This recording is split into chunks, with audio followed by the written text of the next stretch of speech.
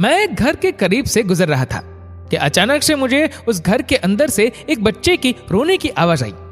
उस बच्चे की आवाज में इतना दर्द था कि अंदर जाकर वह बच्चा क्यों रो रहा है ये मालूम करने से मैं खुद को रोक ना सका। अंदर जाकर मैंने देखा कि एक माँ अपने 10 साल के बेटे को आहिस्ता से मारती और बच्चे के साथ खुद भी रोने लगती। मैंने आगे होकर पूछा, बहन जी, आप इस छोटे से बच्चे को क्यों मार रही हो जबकि आप खुद भी रोती हो?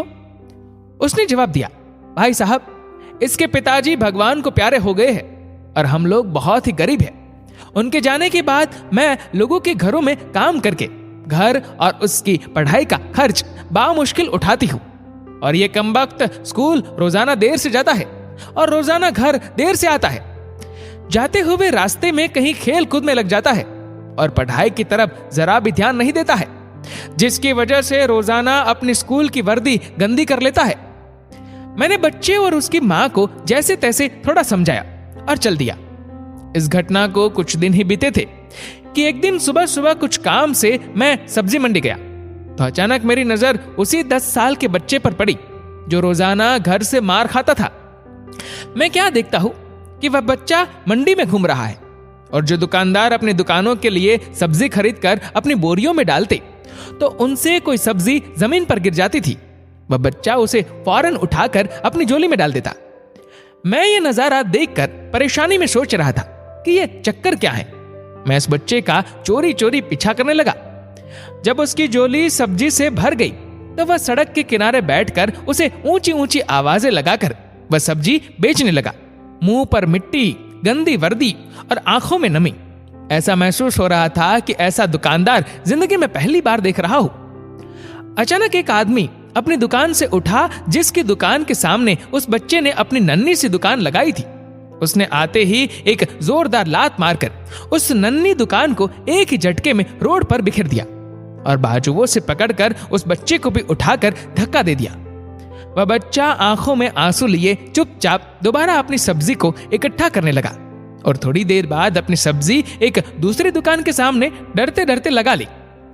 भला हो उस शख्स का जिसकी दुकान के सामने इस बार उसने अपनी नन्ही दुकान लगाई। उस शख्स ने बच्चे को कुछ नहीं कहा। थोड़ी सी सब्जी थी, ऊपर से बाकी दुकानों से कम कीमत। जल्द ही बिक्री हो गई और वह बच्चा उठा और बाजार में एक कपड़े वाली दुकान में दाखिल हुआ और दुकानदार को वह पैसे देकर दुकान में पड़ा अपना स्कूल बैग उठाया और बिना कुछ कहे वापस स्कूल की ओर चल पड़ा और मैं भी उसके पीछे पीछे चल रहा था। बच्चे ने रास्ते में अपना मुंह धोकर स्कूल चल दिया। मैं भी उसके पीछे स्कूल चला गया।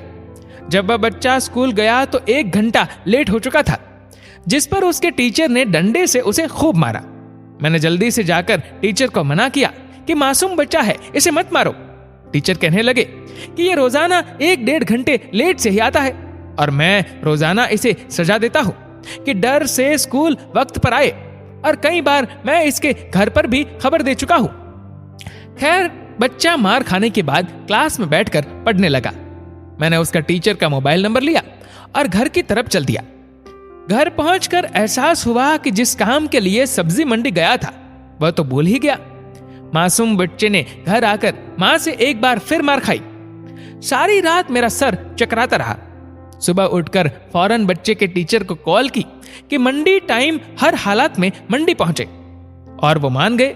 सूरज निकला और बच्चे का स्कूल जाने का वक्त हुआ और बच्चा घर से सीधा मंडी अपनी नन्ही दुकान का इंतजाम करने निकला। मैंने उसके घर जाकर उसकी मां को कहा कि बहन जी, आप मेरे साथ चलो, मैं आपको बताता हूं आपका बेटा स्कूल क्यों देर से जाता है। वह फौरन मेरे साथ मुंह में यह कहते हुए चल पड़ी कि आज इस लड़के की मेरे हाथों खैर नहीं, छोड़ूंगी नहीं उसे आज। मंडी में लड़के का टीचर भी आ चुका था। हम तीनों ने मंडी की 3 जगहों पर पोजीशन संभाल ली और उस लड़के को छुप कर देखने लगे। आज भी उसे काफी लोगों से डांट फटकार और धक्के खाने पड़े और आखिरकार वह लड़का अपनी सब्जी बेचकर कपड़े वाली दुकान पर चल दिया। अचानक मेरी नजर उसकी मां पर पड़ी तो क्या देखता हूं कि वह बहुत ही दर्द भरी सिसकियां लेकर लगातार रो रही थी, और मैंने फौरन उसके टीचर की तरफ देखा तो बहुत शिद्दत से उसके आंसू बह रहे थे। दोनों के रोने में मुझे ऐसा लग रहा था जैसे उन्होंने किसी मासूम पर बहुत जुल्म किया हो। और आज उनको अपनी गलती का एहसास हो रहा हो। उसकी माँ रोते रोते घर चली गई और टीचर भी सिसकिया लेते हुए स्कूल गया। बच्चे ने दुकानदार को पैसे दिए और आज उसको दुकानदार ने एक लेडी सूट देते हुए कहा कि बेटा, आज सूट के सारे पैसे पूरे हो गए हैं, अपना सूट ले लो। बच्चे ने उस सूट को पकड़कर स्कूल बैग में रखा और स्कूल चला गया। आज भी वह 1 घंटा देर से था। वह सीधा टीचर के पास गया और बैग डेस्क पर रखकर मार खाने के लिए अपनी पोजीशन संभाली और हाथ आगे बढ़ा दिए कि टीचर डंडे से उसे मार ले।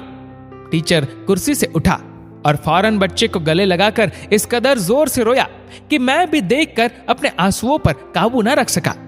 मैंने अपने आप को संभाला और आगे बढ़कर टीचर को चुप कराया और बच्चे से पूछा कि ये जो बैग में सूट है वह किसके लिए है। बच्चे ने रोते हुए जवाब दिया कि मेरी माँ अमीर लोगों के घरों में मजदूरी करने जाती है और उसके कपड़े फटे हुए होते हैं, कोई जिस्म को पूरी तरह से ढांपने वाला सूट नहीं, और मेरी माँ के पास पैसे नहीं है, इसलिए अपनी माँ के लिए ये सूट खरीदा है। तो ये सूट अब घर ले जाकर माँ को आज दोगे? मैंने बच्चे से सवाल पूछा। जवाब ने मेरे और उस बच्चे के टीचर के पैरों के नीचे से जमीन ही निकाल दी।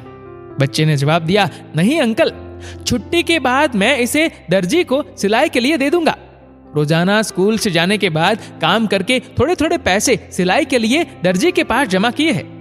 टीचर और मैं सोचकर रोते जा रहे थे कि आखिर कब तक हमारे समाज में गरीबों और विधवाओं के साथ ऐसा होता रहेगा। उनके बच्चे त्योहार की खुशियों में शामिल होने के लिए जलते रहेंगे, आखिर कब तक? क्या ऊपर वाले की खुशियों में इन जैसे गरीब विधवाओं का कोई हक नहीं? क्या हम अपनी खुशियों के मौके पर अपनी ख्वाहिशों में से थोड़े पैसे निकालकर अपने समाज में मौजूद गरीब और बेसहारों की मदद नहीं कर सकते? आप सब भी ठंडे दिमाग से एक बार जरूर सोचना, और हाँ, अगर आंखें भर आई हो तो छलक जाने देना, संकोच मत करना। दोस्तों, आपके इस वीडियो के बारे में क्या राय है, नीचे कमेंट करके जरूर बताएगा। और अगर आपको वीडियो पसंद आए तो इस वीडियो को लाइक करेगा, शेयर करेगा ज्यादा से ज्यादा लोगों तक। और ऐसे ही और भी इंस्पिरेशनल वीडियोस के लिए सब्सक्राइब करें हमारे यूट्यूब चैनल को और फेसबुक पर फॉलो करें हमारे पेज को। धन्यवाद।